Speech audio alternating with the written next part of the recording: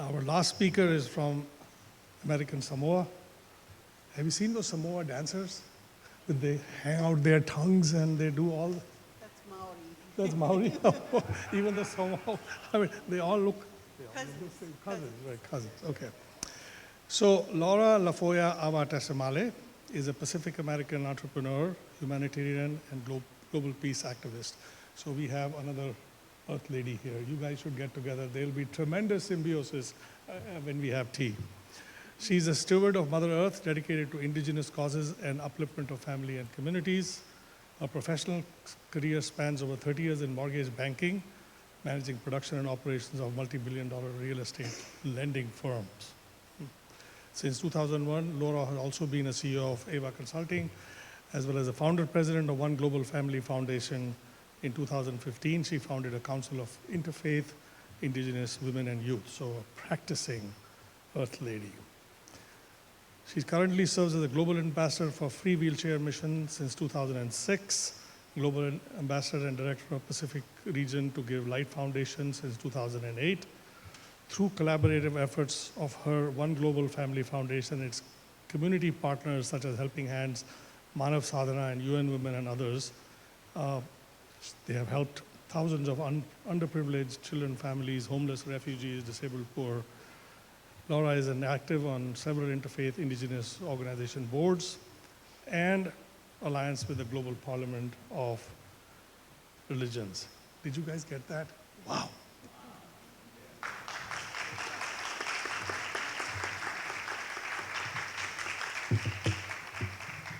Aloha.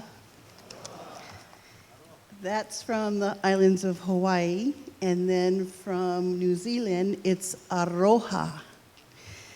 And from the Samoan Islands, where I first took my breath of life, it's alofa. And all of it means love, compassion, welcome. It's unconditional love. I am humbled to be here. This is not my normal Sunday.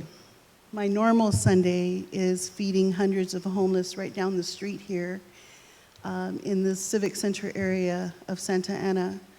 We've been doing that for 13 years, and just last October,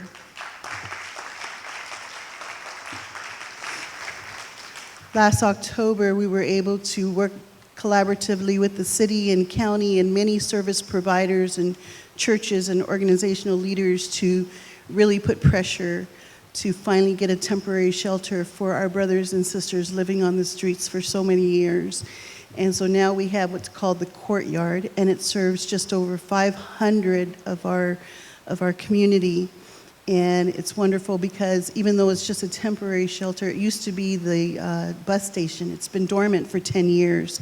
But now it serves as a warm place that's secure, it's gated, keeping them away from the natural elements as well as drug elements. It provides them with showers and laundry facilities and a place for them to be able to call home temporarily until they can access the services that they need to be able to get permanent homes and jobs and resources that they need. I want to begin with a brief Samoan Hawaiian prayer to give my respect, my honor and love and gratitude to our divine creator. And when I say creator or God, I am referring to our divine mother and father as one.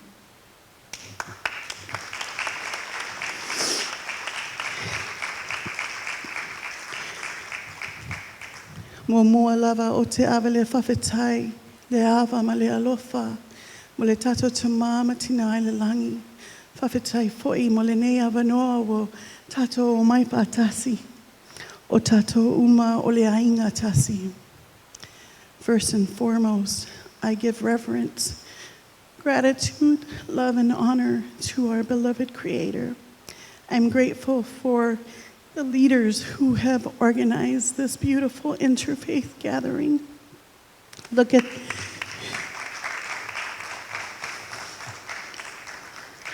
Look at the diversity of God's magnificent artwork. Diversity is beautiful and divine, and it is found in every creation, whether it be human or animal or two-winged or two fins. We are all one. Hum sab eke.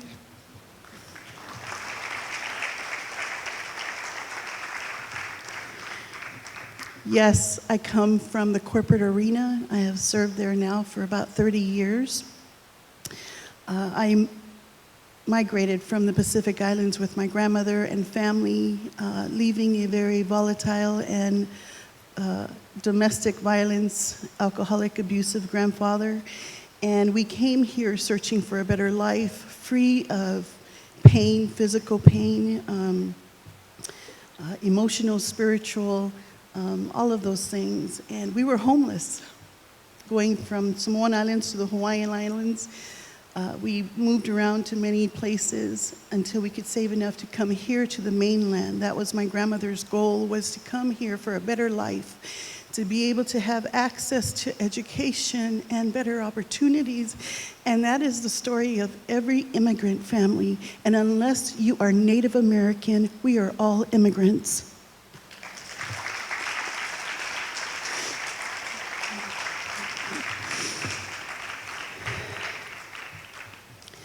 I am here to give voice to the indigenous peoples. The indigenous peoples of this land, the Native Americans, the indigenous peoples around the world. There are many, many indigenous nations, many of which have been the victims of colonization, even Christianization, globalization, militarization, nuclearization, and it has been devastating. For us indigenous peoples, we are very much connected to the land, to nature. Nature is our scriptures, the leaves on the trees. They are our wisdom keepers.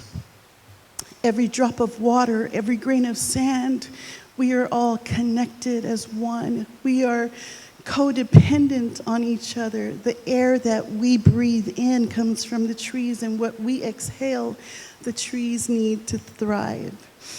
And so we are all interrelated, interdependent. We truly are one.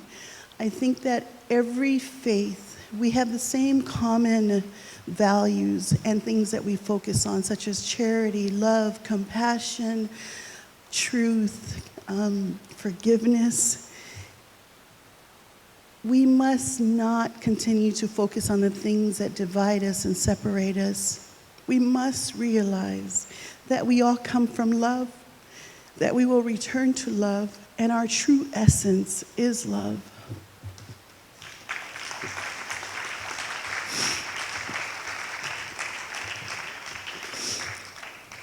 Our brother Jagat talked about 9/11. And for me, when 9/11 happened, I had just dropped off my daughters to school, and I went to my office, and we saw on the television the devastation that had taken place in New York and in other areas. And that was a pivotal moment for me.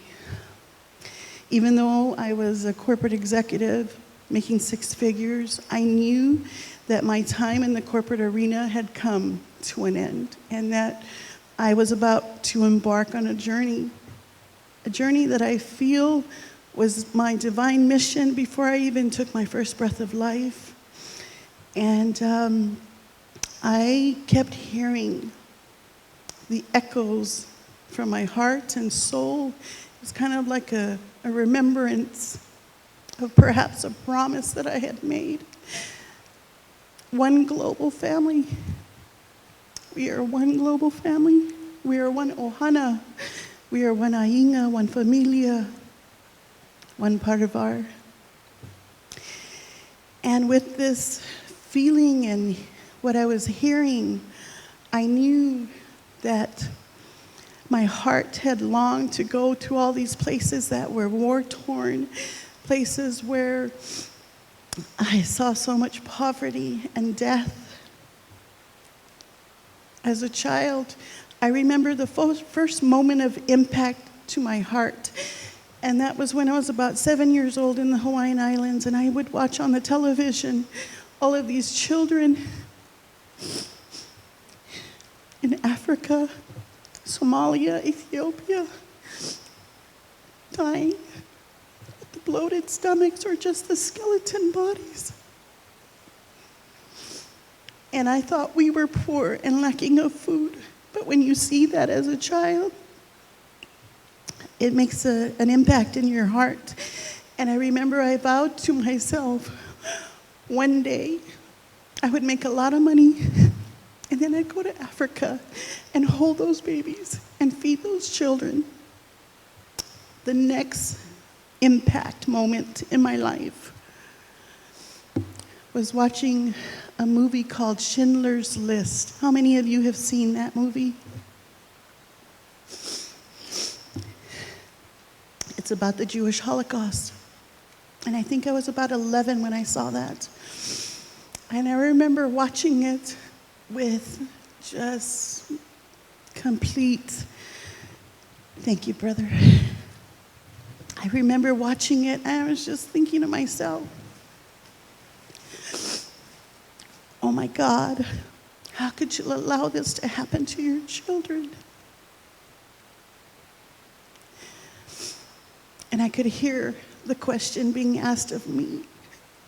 I thought it was myself asking myself, but now as an adult and I look back, I know that that was Creator or Spirit asking me, what would you have done if you were there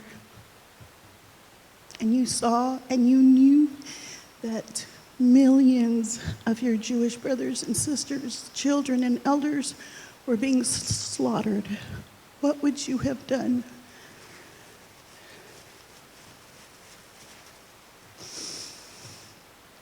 Here we are in the 21st century, 2017. We just had the 6-year anniversary of the Syrian Holocaust. 13.5 million Syrian families, children, have been displaced from their homeland. About almost 2 million have gone to Lebanon, which is the country just below Syria, and has received the most Syrian refugees. The borders of Jordan, Iraq, Turkey, Greece, European countries, the flood of Syrian refugees. They don't want to leave their homeland. If you ask any of them, they just want to go back home. How could we allow this to happen? There are those who do not want peace because war is profitable. I didn't know exactly what I was going to share here today, but this is what has been pressing in my heart, in my mind. Locally, it's the homeless situation. We have hundreds of thousands of brothers and sisters who are homeless. Skid Row is out of control. When 9/11 happened, I saw the devastation of how it impacted my children, and it was what I was feeling, but I was feeling it 10 times worse being their mother. And I remember taking my daughter to the hospital one day because she was just breaking down. She wasn't eating, she wasn't sleeping. She kept seeing the images of the people jumping out of the Twin Towers and dying. And we were driving down the street, Garden Grove Boulevard, going to the doctors. And it was just after Christmas, and you could see the flags along the street. One said joy, happiness. Another said compassion. And then she immediately pointed to one. She goes, Mom, I don't want anything. That's all I want. And I'm like, what do you want, sweetheart? I'll get it for you, whatever it is that you wish. And she goes, that's it. And I looked up, and the flag said peace. And at that moment, I looked out my car window because I didn't want her to see me crying. But that was everything that my heart wanted as well. Peace for me, peace for my family, peace for my children, peace for all the children and families around the world. And so I said that prayer, the prayer where you surrender everything to God. And I said, Take me to wherever you want me to go, even if I have to go to the caves of foreign lands that I've never known. Help me to meet the people that I need to meet. Whatever words need to be spoken, let them come from you. I am ready as a mother, and I want to go and share with them the spirit of aloha, alofa, and remind them that we are all one family, one human family, one global family, because it's not just about caring for our human race.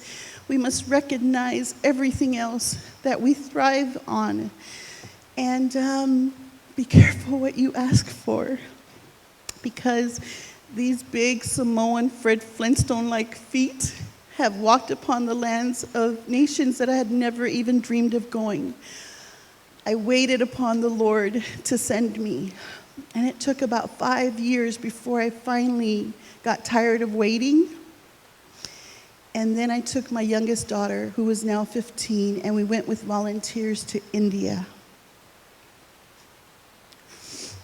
I knew that it was an inner call to return to my beloved land of India. Although I was born in the Pacific Islands in this lifetime, when I got there, I cannot describe. I would go to the Gandhi Ashram in Ahmedabad, India, which is where we were serving in the largest slum communities. Everything from the lepers, those who had leprosy, those who are rag pickers, mothers and grandmothers who go through the trash to find recyclable plastic to feed their families on less than $1 a day. We serve with the blind children, the mentally disabled, and we worked in different community centers, and all of this experience was everything that my heart had longed for. Yes, we serve the homeless here in Southern California, but our homeless compared to the slum homeless and impoverished families, there is no comparison. So to see this, to really feel it, to become one with it, to see your connection heart to heart. And I have to share that I learned so much on that trip, being amongst the poorest of the poor, and then to feel of their love and generosity and spirituality is unmatched. I think because every single day they are on their knees in prayer. They are so devoted because they're depending on God for every single penny, every single rupee that they are able to get to feed their family. If they don't go out and work and pick trash or carry bricks, these women are carrying bricks and digging ditches in their saris. It is just mind-boggling. And my fourth trip back to India, I had actually gone to serve in Sri Lanka in the tsunami-impacted areas. And I decided, let me see southern India before I go to Ahmedabad. And I would just surrender and go with the divine flow. Wherever God wanted to take me, that's where I will go. And I ended up going from Kerala to Pune to see Shirdi Sai Baba, the temple Shirdi Sai Baba. I didn't know anything about Shirdi. But then I was, people just come on your path and said, oh, if you love Shirdi Sai Baba, you've got to go see Satya Sai Baba, because that is Shirdi in reincarnation.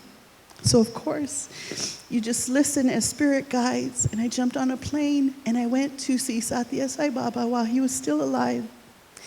I got to stay in the headquarters of this amazing organization that serves millions around the world, and I got to see firsthand the selfless service and compassion and generosity. And by now, my foundation, which began humbly, was very much in collaborative partnership with many other organizations, such as the Free Wheelchair Mission here in Irvine. And we raise funds to manufacture hundreds of thousands of wheelchairs to provide to the poorest of the poor regions around the world. This July, as a matter of fact, Free Wheelchair Mission celebrates our first 1 million free wheelchairs to over 93 countries.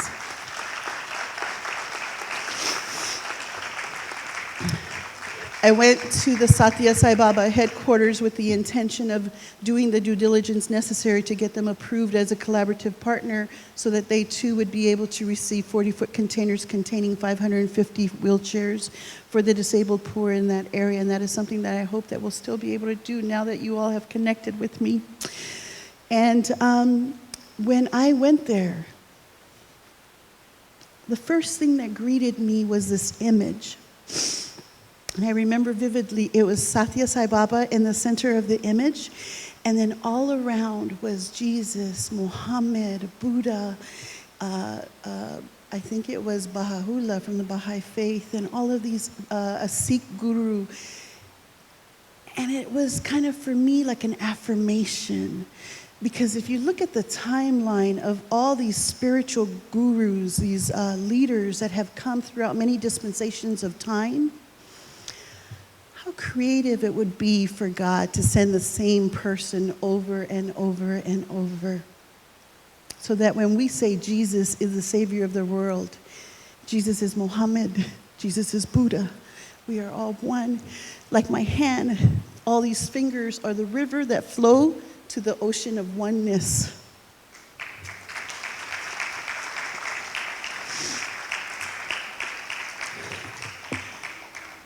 I remember reading a quote on the wall in my room, and it was something that Satya Sai Baba had been quoted saying, "If there is righteousness in the heart, there will be beauty in the character.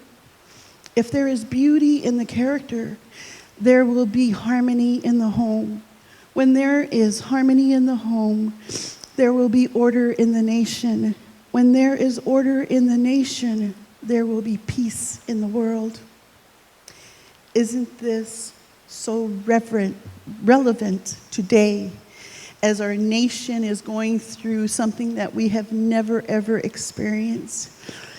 And although we have gone through so much trauma in these past few months with the new administration being elected in, with the stroke of a pen, one man has the power to try to ban Muslims, immigrants, refugees, Mexicans, and even with a stroke of a pen again can sign an executive order to allow 2 oil pipelines that Native American peoples, as well as those supporting them, who value sacred land, sacred rights, and sacred water for all people.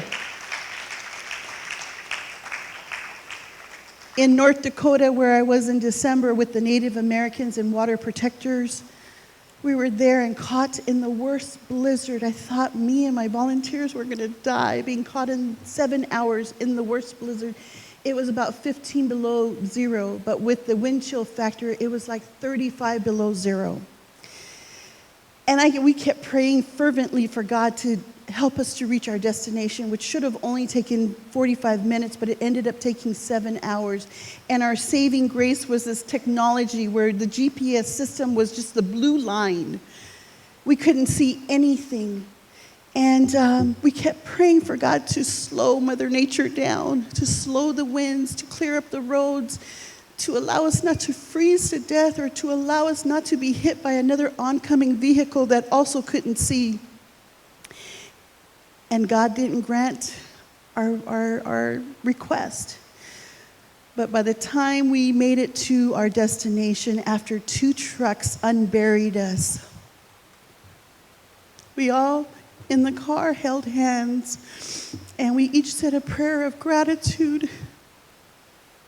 And as I prayed, I realized that God wanted us to experience just a glimpse of what the ancestors of the Native American peoples have suffered through for so many generations.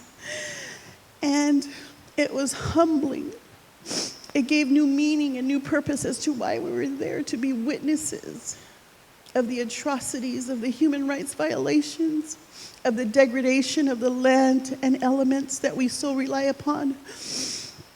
God puts us in these experiences, in these challenges for a reason. And that is to remember why we are here. We are not here to amass wealth.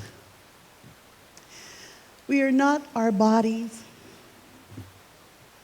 We are souls. We are divine souls. We are on this temporary sojourn. And the whole reason why we're here is love.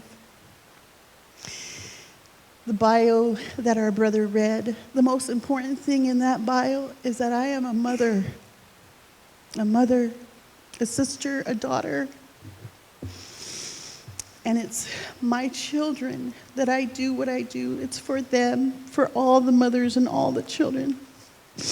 I'm going to leave you with one last message because our theme today is love and service, Seva. Love is the source, the path, and the goal. It's a quote that I love from Emmett Fox. There is no difficulty that enough love will not conquer. No disease that enough love will not heal. No door that enough love will not bridge. No wall that enough love will not throw down. No sin that enough love will not redeem. It makes no difference how deeply seated may be the trouble, how hopeless the outlook, how muddled the tangle, how great the mistake. A sufficient realization of love will dissolve it all. If only we could love enough, we could be the happiest and most powerful beings in the world. I say all these things humbly, with love, aloha, aroha. And I say to you all, hum sub ek, we are all one. We are one global family. Love all unconditionally, respect all, and serve all. Namaste.